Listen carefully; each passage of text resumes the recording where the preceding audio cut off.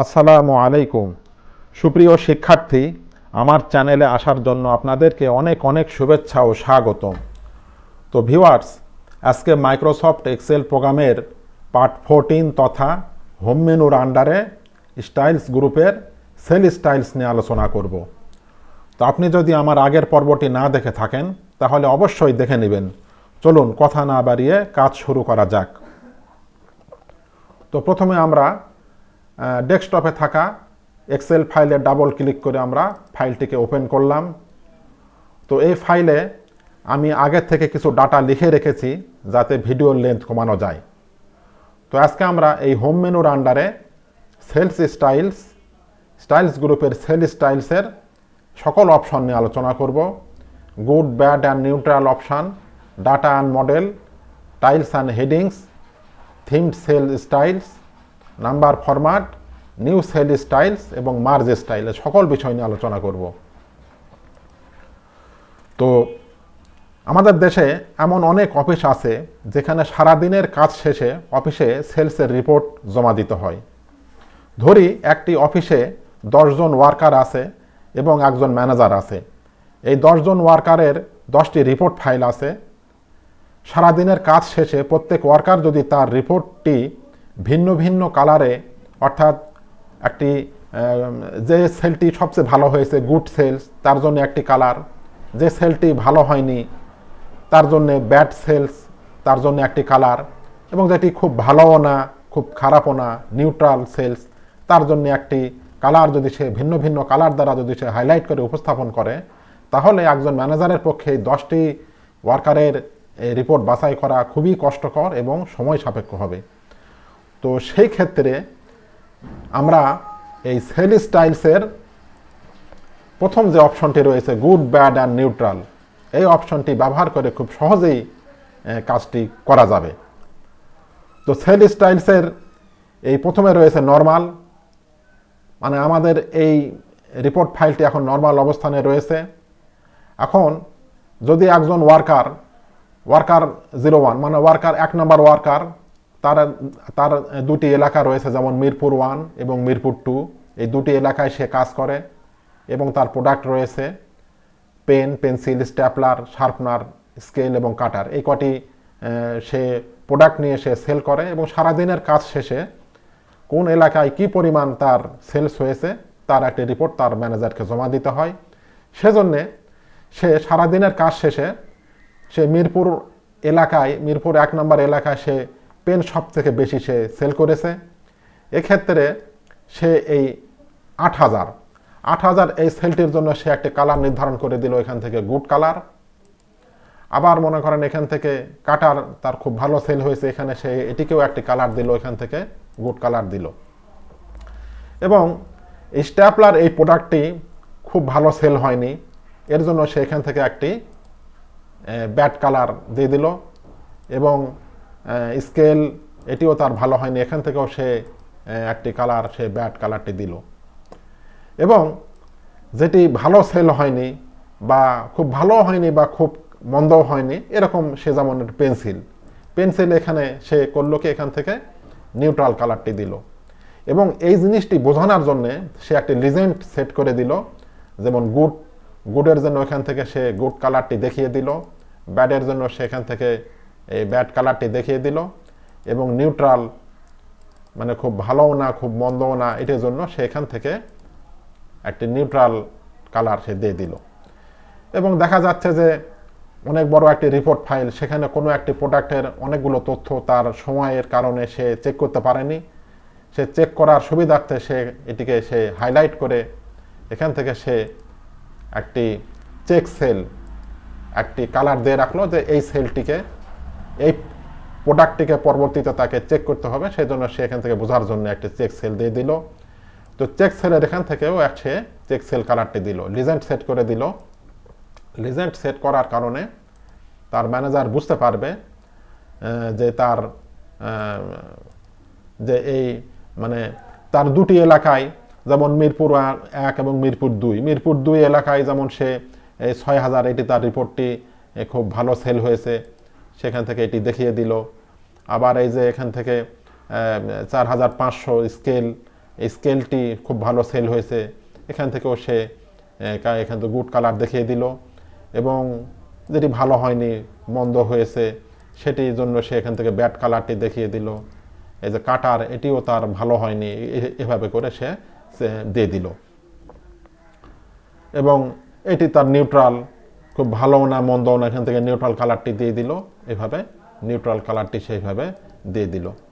ফলে একজন ম্যানেজার সে সহজেই বুঝতে পারতেছে যে তার 1 নাম্বার ওয়ার্কার তার কোন প্রোডাক্টটি তার ভালো সেল হয়েছে, কোনটি মন্দ হয়েছে এবং কোনটি নিউট্রাল অবস্থায় রয়েছে সেটি বুঝতে পারবে, এবং কোনটি তার চেক করা হয়নি সেটিও সে এখান থেকে দেখতে পাচ্ছে। এভাবে একজন ম্যানেজার তার যদি 10টা ওয়ার্কারও থাকে সে কিন্তু খুব সহজেই কিন্তু এবং অতি সহজে এবং খুব দ্রুত কিন্তু সে তার রিপোর্টটি এভাবে দেখে নিতে পারবে।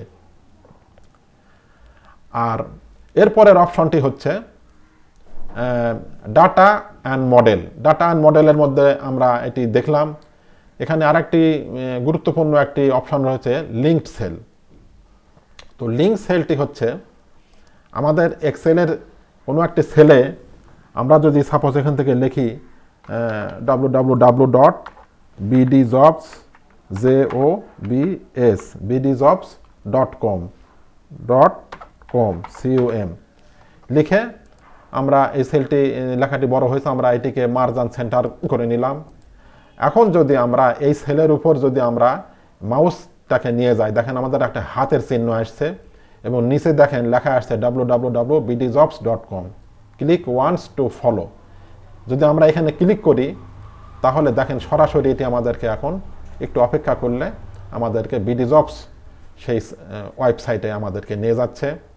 অর্থাৎ এখানে আমরা এই সেলে আমাদের ওয়েবসাইটে যে লিঙ্কগুলি রয়েছে বা কোনো পেজের যে লিঙ্কগুলি রয়েছে সেগুলো যদি আমরা এখানে লিখে দিই, আমরা এটিকে লিঙ্ক করে দেই, তাহলে কিন্তু সেটি আমাদেরকে লিঙ্ক সেলে কিন্তু পরিণত হবে। এখন দেখব আমরা তারপরের অপশনটি হলো টাইটেলস অ্যান্ড হেডিংস। আমরা এটির কাজটি দেখব। তো আমাদের এই রিপোর্টে এখানে কোম্পানি সেলস রিপোর্ট ওয়ার্কার 1, এখানে একটি টাইটেল দেওয়া আছে।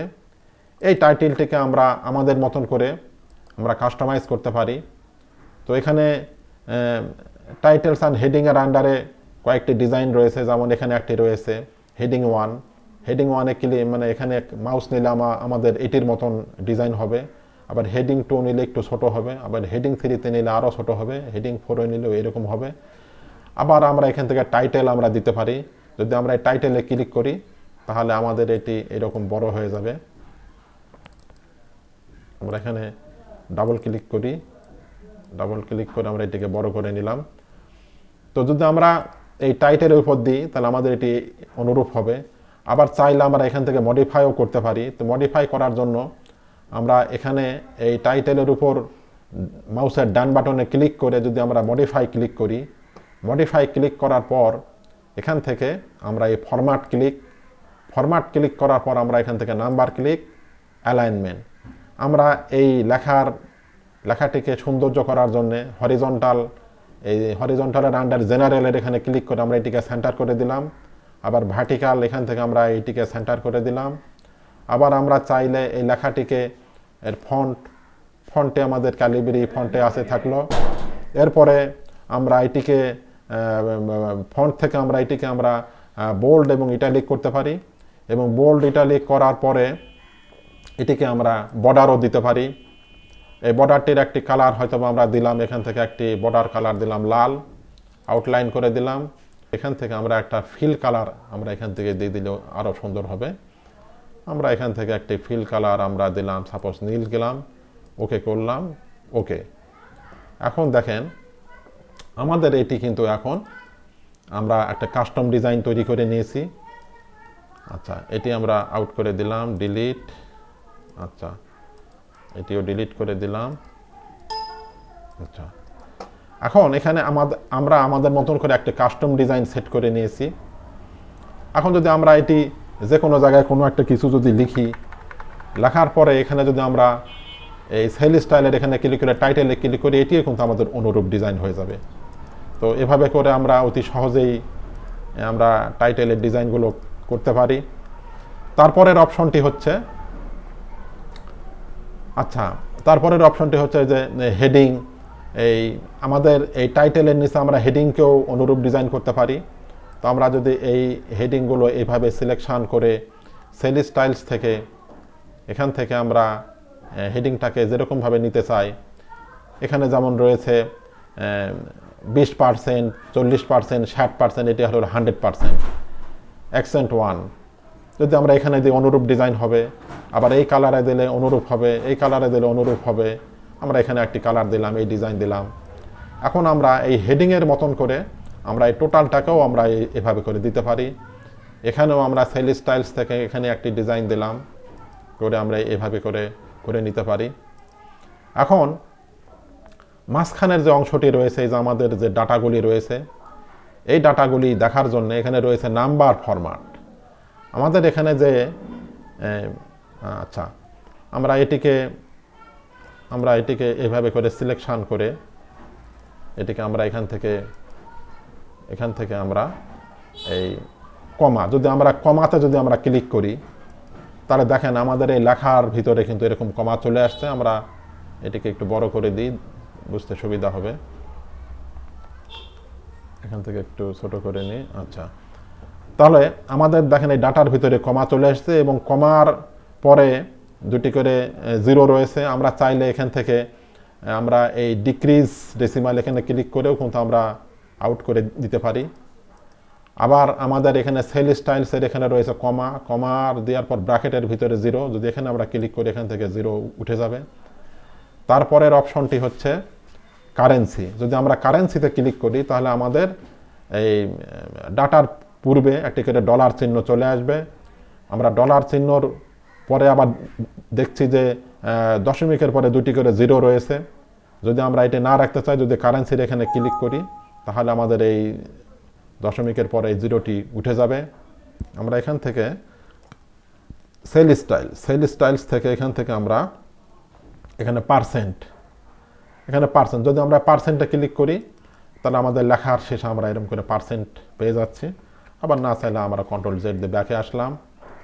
এখন আমরা আমাদের বাংলাদেশে আমরা যেভাবে লিখে থাকি, যেমন টাকা চিহ্ন, একটা টান দিয়ে তারপরে একটা ড্যাশ চিহ্ন বা টাকা চিহ্ন, এটি যদি আমরা এভাবে লিখতে চাই, তো তার জন্য আমরা এই সেলটি সিলেক্ট করে সেল স্টাইলস, এখান থেকে সেল স্টাইলস ক্লিক করে নিউ সেল স্টাইলস, এখান থেকে যদি আমরা নিউ সেল স্টাইলসে ক্লিক করি, ক্লিক করার পর ফরম্যাট ক্লিক করার পর নাম্বার ক্লিক, এখান থেকে আমরা নাম্বার ক্লিক করলাম। নাম্বার ক্লিক করার পর আমরা এখানে কাস্টমে ক্লিক করলাম। কাস্টমে ক্লিক করার পর এখান থেকে রয়েছে জেনারেল, এখান থেকে কাস্টম ক্লিক করার পর এখান থেকে জেনারেল আমরা এই চিহ্ন ক্লিক করি। ক্লিক করার পর এটি সিলেক্ট অবস্থায় এখন এই টাইপের ঘরে আমরা যদি এখানে একটু স্পেস দিয়ে এখানে যদি আমরা স্পেস দিয়ে এখানে যদি আমরা লিখে দেই ইনভার্টেড কমা, এখানে একটা ইনভার্টেড কমা দিয়ে এখানে যদি আমরা এই টাকা চিহ্ন দিয়ে এরকম একটু ড্যাশ দিয়ে আবারও ইনভার্টেড কমা ক্লোজ করে যদি আমরা এখান থেকে ওকে করে দিই, আবার ওকে করে দিই, দেওয়ার পর আমরা যদি এখান থেকে এইভাবে সিলেক্ট করে আমরা এখান থেকে সেল স্টাইলস থেকে স্টাইল 1-এর উপরে যদি ক্লিক করে দিই, তাহলে দেখেন আমাদের এই ডাটার পরে প্রত্যেকটা নাম্বারের পরে দেখেন আমাদের এই টাকা চিহ্ন চলে এসেছে। তো এখন যদি আমরা এটাকে চেঞ্জ করতে চাই, তো এটি চেঞ্জ করার জন্য আমাদেরকে আবার এই সেল স্টাইলসে এসে সেল স্টাইলের এখানে এসে আমরা এই স্টাইলের উপর ডাবল ক্লিক, এখানে এটা মাউসের ডান বাটনে ক্লিক করে মডিফাই ক্লিক করে ফরম্যাট ক্লিক করে কাস্টমস থেকে আমরা এখানে এই চিহ্নকে আমরা এখানে মুছে দিয়ে আমরা যদি এখানে লিখে দিই টাকা, টাকা লিখে যদি আমরা এখান থেকে আবার ওকে করে দিই, আবার ওখান থেকে যদি আমরা ওকে করে দিই, তাহলে দেখেন আমাদের কিন্তু প্রত্যেকটি ডাটা শেষে এরকম টাকা চিহ্ন চলে এসেছে। তো ইনভার্টেড কমার ঘরে আমরা এখানে যা লিখে দেব আমাদের কিন্তু সেই ডিজাইনে বা সেইভাবে লেখা আমাদের এখানে হয়ে যাবে। যে স্টাইল, আমরা স্টাইলের ঘরে কিন্তু আমরা এখানে এটিকে আমরা নামও আমরা চেঞ্জ করতে পারি। তো এটি মাউসের ডান বাটনে ক্লিক করে মডিফাই ক্লিক করে যদি আমরা এখানে লিখে দিই বিডি কারেন্সি, এখান থেকে লিখে দিলাম বিডি কারেন্সি, CURRENCY, মানে বাংলাদেশের কারেন্সি, বাংলাদেশি মুদ্রা লিখে আমরা যদি এখান থেকে ওকে করে দিই, তাহলে দেখেন আমাদের এটি কিন্তু এখন বিডি কারেন্সিতে চলে আসলো। আমরা যে কোনো জায়গাতে কোনো কিছু লিখে, কোনো একটি সংখ্যা সাপোজ আমরা লিখলাম, এখান থেকে একটি সংখ্যা আমরা লিখলাম, লিখে যদি আমরা এখান থেকে এটি সিলেক্ট করে আমরা যদি এখান থেকে সেল স্টাইলস থেকে বিডি কারেন্সিতে ক্লিক করি, তাহলে দেখেন আমাদের এই সংখ্যার পরে কিন্তু টাকা চিহ্ন চলে আসছে। এখন আমরা দেখব মার্জ স্টাইল। মার্জ স্টাইলের কাজটি হলো, নতুন কোনো একটি ওয়ার্কবুক খুলে তাতে আমাদের পূর্বের যে ডিজাইন করা, কাস্টমভাবে তৈরি করা ডিজাইনটি যাতে আমরা অ্যাপ্লাই করতে পারি, সেটি হলো এই মার্জ স্টাইলের কাজ। তো মার্জ স্টাইলের কাজটি দেখার জন্যে আমরা এই অফিস বাটন এখানে ক্লিক করলাম, এখানে ক্লিক করে নিউ ক্লিক করে ব্ল্যাঙ্ক ওয়ার্কবুক এখানে ক্লিক করে আমরা যদি ক্রিয়েট করি, তাহলে আমাদের এখানে নতুন একটি ওয়ার্কবুক আসলো, বুক 1 নামে একটি ওয়ার্কবুক আসলো। এখন যদি আমরা এখানে একটা কিছু লিখলাম, মনে করেন একটা নাম লিখলাম MD আমিরুল, AMIRUL, আমিরুল মুমিনিন, MUMININ, একটা নাম সাপোজ লিখলাম। লিখে আমরা এটিকে সব সেলগুলি সিলেক্ট করে এখান থেকে মার্জ অ্যান্ড সেন্টার করলাম, করে আমরা এখন এই লেখাতে আমাদের এই পূর্বের ডিজাইনটি, আমরা যেটিকে কাস্টমাইজভাবে তৈরি করেছি ডিজাইনটি, সেটি যদি অ্যাপ্লাই করতে চাই, তো সেল স্টাইলসে ক্লিক করলে কিন্তু এখানে আমাদের ওই ডিজাইনটা আমরা এখানে দেখতে পাচ্ছি না। তো আমরা সহজেই যাতে করতে পারি, তো সেজন্য আমরা এই সেল স্টাইলের মার্জ স্টাইলস এখানে যদি আমরা ক্লিক করি, ক্লিক করলে দেখেন পার্ট 14 এক্সেলস এই নামে আমাদের আমরা যে ডিজাইনটি করেছি সেটি এই নামে সেভ হয়েছে। তো এখানে ক্লিক করে আমরা যদি ওকে করি, আবারও যদি আমরা ইয়েস করি, তাহলে দেখেন সেল স্টাইলসের এখানে আমাদের ওই পূর্বের যে আমরা ডিজাইন করেছিলাম ওটি এখানে শো করতেছে।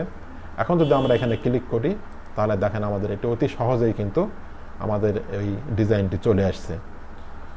তো এভাবে আমরা আমাদের নিজেদের মতন করে যে কোনো ডিজাইন কাস্টমাইজভাবে তৈরি করে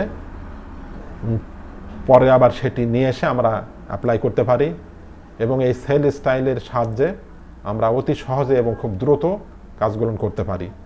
তো ভিউয়ার্স, আজকের মতো এই পর্যন্তই। এতক্ষণ কষ্ট করে ধৈর্য ধরে ভিডিওটি দেখার জন্য অনেক ধন্যবাদ। ভিউয়ার্স, আপনি যদি আমার চ্যানেলে নতুন হয়ে থাকেন, তাহলে পরবর্তী ভিডিওগুলি পাওয়ার জন্য চ্যানেলটি অবশ্যই সাবস্ক্রাইব করে পাশে থাকা বেল বাটনটি অন করে দিবেন। তাহলে আগামী ভিডিওগুলি আপলোড করার সাথে সাথে আপনি পেয়ে যাবেন। আর পূর্বে যদি সাবস্ক্রাইব করে থাকেন, তাহলে অনেক অনেক ধন্যবাদ। সেই সাথে লাইক, শেয়ার ও কমেন্ট করতে ভুলবেন না। তো ভিউয়ার্স, আগামী টিউটোরিয়ালটি দেখার আমন্ত্রণ জানিয়ে বিদায় নিচ্ছি। সকলে ভালো থাকবেন। আল্লাহ হাফেজ।